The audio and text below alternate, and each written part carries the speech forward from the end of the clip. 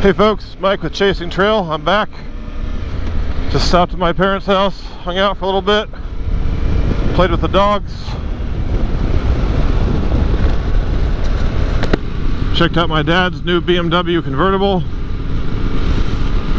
Seems like a really nice car. And now I'm going to head over and pay a visit to Trailblogger. Haven't seen him in a while. And yeah, let's keep riding. It's only 4 o'clock, so I still got a few hours of riding time left. And it's a tremendous day. This is a tremendous bike. I'm just having a great Easter. Hope everyone else is too. Couldn't ask for a better one, honestly. Kids had a good time this morning. My wife set up a bunch of candy for them. They had fun doing Easter egg hunt. Here's those fucking birds. You fucking birds. Out of the way. Out of the way, you fucking birds. That's right. Those things are dangerous. They're very greedy birds. They're already back at it. I can see them in the rear view. They do not like to give up their feast. Just cleaned my visor and already a bug right in the fucking middle of it. There's often a crosswind on this stretch of road for whatever reason. Definitely feeling it.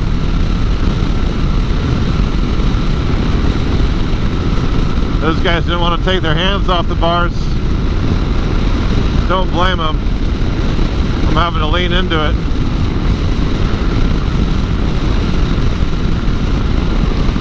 That or they're just assholes. I don't know if you can tell, I'm leaning in the camera. I'm definitely having to lean to the right.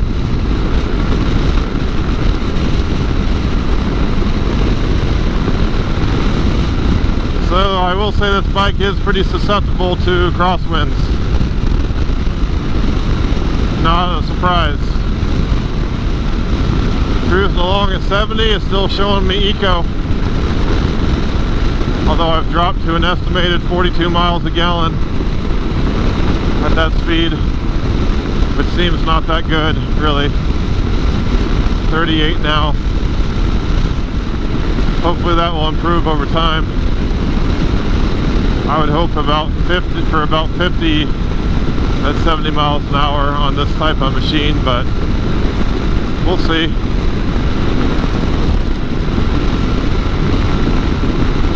Another criticism I've heard is that this fuel tank is too small. I believe it's 4.2 gallons. And I had seen it was about 50 miles a gallon, so that's right around 200 mile range. For me, that's right where I want to be, right around 200 miles. That Sherbeats makes a 6-gallon tank, but I think I'm fine with the 4. I'm ready to stop and stretch by then anyway. Can't think of too many places where I'd ride that I wouldn't be able to plan for fuel in advance, and I don't want the extra weight sitting up high. The fuel tank on this bike does sit pretty high up here. I'm going to take the more interesting road to Trailbloggers up here and get out of this fucking crosswind.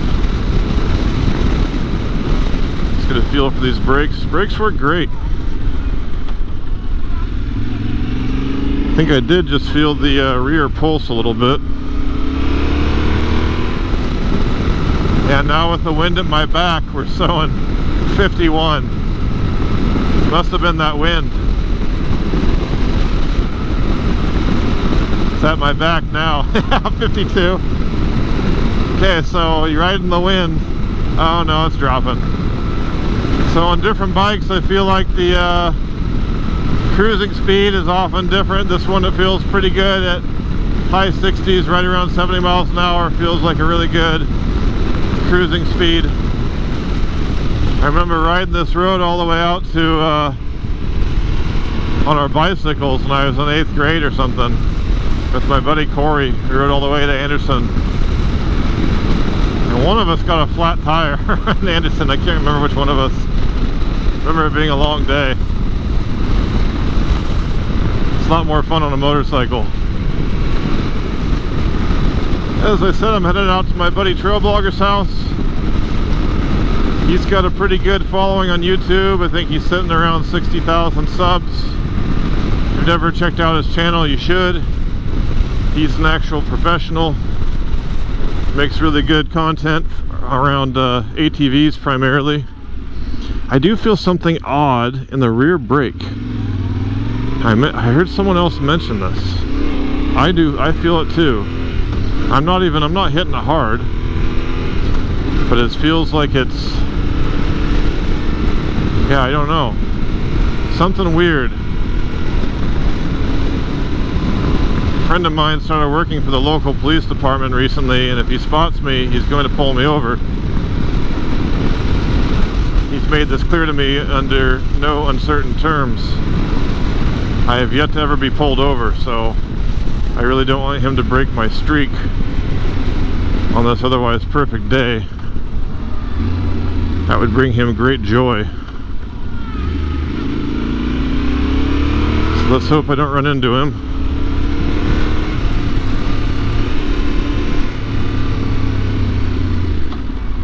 Let's see how this thing feels riding around town.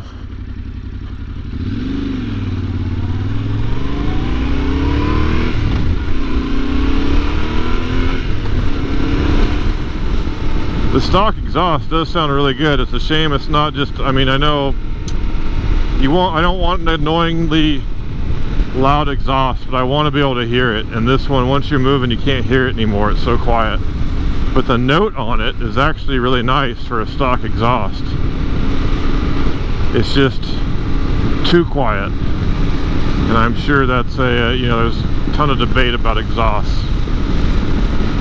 I don't like them annoying. I'm not a Harley rider, but I want to be able to hear it, especially on this engine. It has such a nice sound to it. Hey folks, a little bonus content. Riding Trailblogger's Grizzly 700. I think it's a 2019.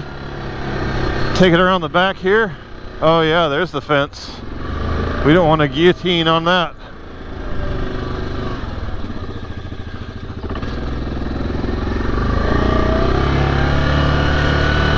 I believe that's an electric one too.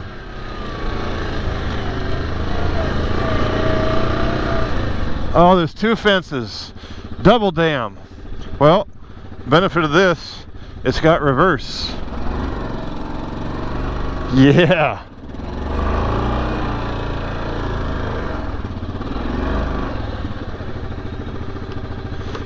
This reminds me a lot of my King Quad 750 I had.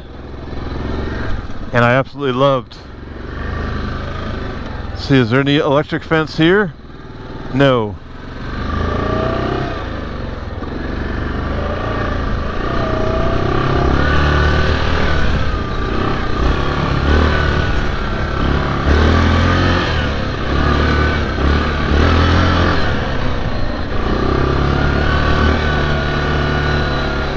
Yeah, this thing feels real nice. Real nice.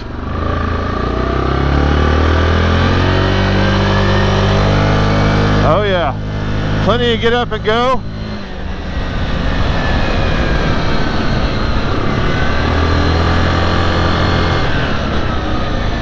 This is a sweet machine. I could never go back to sport quads after these unless I was riding at the dunes. This really makes me want another farm quad.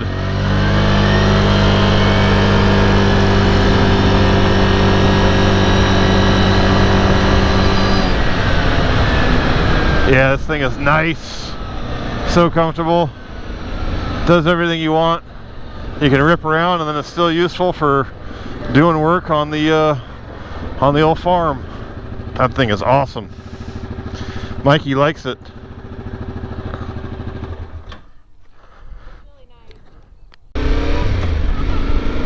Hey folks, I'm back. Just stopped by, had a little visit with Trailblogger. Got to ride his Grizzly. Sweet machine. Definitely missed my King Quad 750. A little later in the day now, I'm gonna make my way home, taking the long way home because I'm having fun riding. So another thing I'll say about that dash, those buttons are really easy to use. You can cycle through different things: odometer, trip meter, ambient temperature, engine temperature, real-time miles per gallon, average miles per gallon. I kind of like to either see the engine temperature or miles per gallon real time. But the buttons are really easy to use. That was one thing I didn't like on the 300L Rally. The buttons were really difficult to push. You pretty much had to come to a stop, and then if you had gloves on, you couldn't feel whether the button was depressing or not. You had to push them really hard.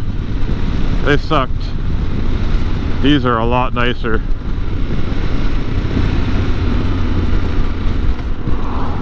Pretty minor thing when we're getting down to buttons, but just just something to note.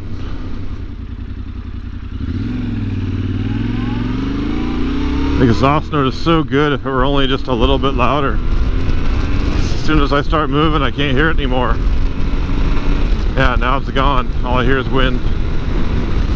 So this dash does vibrate around a bit, as you can probably see.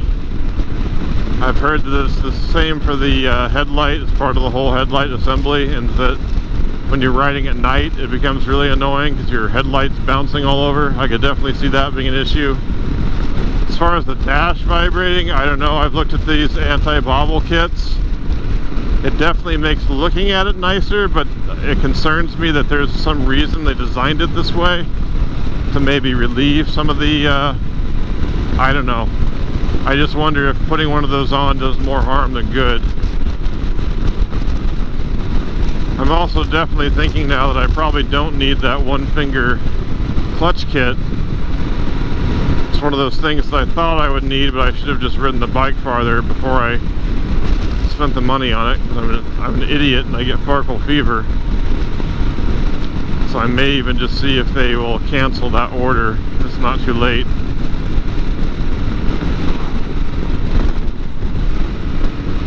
So the clutch pull is really not too bad. I mean, it already is like a one finger clutch. I'm doing that with one finger, so I don't know why I would need it to be less. Well, folks, that's going to be a wrap for today. If you stuck around this long, thanks for watching. First impressions are I love the bike. Feels like a perfect fit for me. Everything I want.